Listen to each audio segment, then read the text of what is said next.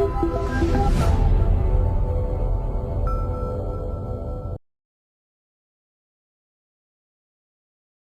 மகனை வந்து மத்திய அரசாங்கத்தில் வேலைக்கு சேர்க்கணும்னு எனக்கு ஒரு ஆசை சார். சரிங்க. ஆனால் மத்திய அரசாங்கத்தில் வேலை பார்க்குற நிறையா பேர் வந்து இது ஹிந்தி தெரிஞ்சவங்களாக தான் இருக்கிறாங்க. என் மகன் வந்து தமிழ் வழி கல்வி தான் படிக்கிறாங்கய்யா. இதுக்கு பின்னாடி ஏதாவது அரசியல் இருக்காங்கய்யா? இல்லை, கண்டிப்பாக கிடையாதுங்க. அதாவது நான் எப்போவுமே நிறைய தடவை சொல்லியிருக்கேன், ஒரு மொழி நம்ம கற்றுக்கிறதுக்கோ நம்முடைய கருத்துக்களை தெரிவிப்பதற்கோ தடையாகவே கிடையாதுங்க. இன்றைக்கி கூட நம்ம சிவில் சர்வீஸ் எக்ஸாம்ஸ் கூட தமிழில் எழுதலாம் சொல்லியிருக்காங்க. ஸோ அப்படி இருக்கும்போது அதில் அரசியல் வரத்துக்கு வாய்ப்புகள் ரொம்ப கம்மி. சில விஷயங்கள் இருக்கலாம், அந்த சிலபஸ் கண்டென்ட்டு அந்த மாதிரி சில இருக்கலாம். பட் அதுக்காக வந்து எனக்கு தமிழ் மீடியத்தில் படிச்சிருக்கேன், அதனால் இனிமேல் ஹிந்தி தெரிஞ்சதான் எனக்கு மத்திய அரசு வாய்ப்பு கிடைக்கும் அப்படிலாம் கிடையாது.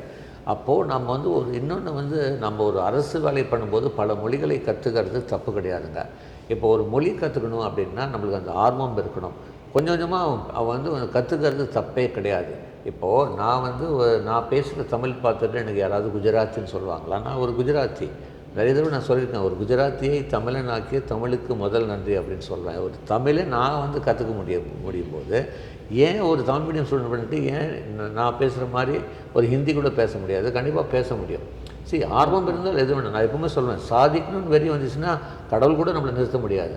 ஸோ அந்த மாதிரி நம்ம நெகட்டிவ் தாட் இல்லாமல் பண்ணிட்டோம். ஃபஸ்ட்டு ஸ்டார்டிங்கில் வந்து நிறைய பேர் வந்து தமிழ் மீடியமில் எழுதி சிவில் சர்வீஸ் எக்ஸாம் ஐஏஎஸ்ஸே ஆயிருக்காங்க.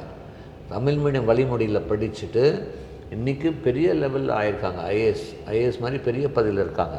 ஸோ அதனால் வந்து மொழி என்றைக்குமே ஒரு தடையாக இருக்காதுங்க. அதனால தான் லாங்குவேஜஸ் வந்து இப்போ சிவில் சர்வீஸ் எக்ஸாமில் கூட லாங்குவேஜஸ் வந்து they can choose it.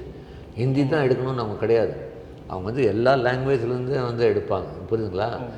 Civil service IAS எக்ஸாமே தமிழில் எழுதலான்னு சொல்லும்போது என்றைக்குமே ஒரு தமிழ் வந்து ஒரு தடையாக இருக்க போகிறது கிடையாது. அதாவது ஹிந்தி கற்றுக்கிட்டால் தான் அரசு வேலை அப்படிங்கிறது இனிமேல் கிடையாதுங்க. எல்லாத்துக்குமே வாய்ப்பு இருக்குது அப்படின்னு தான் நான் சொல்லுவேங்க.